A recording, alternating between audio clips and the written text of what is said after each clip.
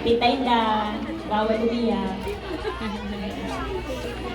Hi, tita. Happy birthday po. Sama sis. Sis. Ano mo yung birthday? Alam ko yung birthday eh. Sorry. Sige na. Yun. Hi tita. Happy birthday. Pasensya na kayo mayepa lang kasi dito eh. Pinakasa ko lang yung camera eh, biglang umepal. So pasensya na kayo. So yung tita, ngayong araw na ito ay karawan mo. So maligayang karawan. Sa akin napakagandang isahin.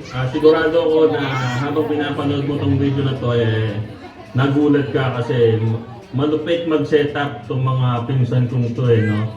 So ay sa mga pinsan ko dyan sa Pilipinas, sa mga tiyahin ko, sa mga tsuhin, sa mga pinsan, sa mga pamangkin. So yan, ay sa inyong lahat. So alam ko ang surpresa ka ngayon tita dahil sa yun nga, birthday mo tapos may mga ganitong pakulo. So sana ay magustuhan mo to tita. So yun, ayaw kong maging emotional ka ngayong araw na to kasi dapat happy lang tayo. Kaya nga happy birthday, di ba?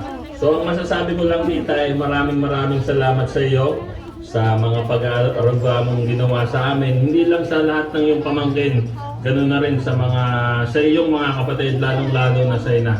So maraming salamat sa iyo. So hindi namin alam ang gagawin kung wala ang isang tita Inda dito sa aming angkan. So maraming salamat sa iyo tita. God bless you and more birthdays to come. I love you. See you pag-uwi. Bye-bye. Thank you, Jason. Yan na si Kuya Bernie.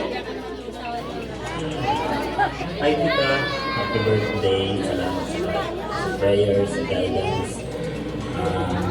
Happy birthday, love you, miss you.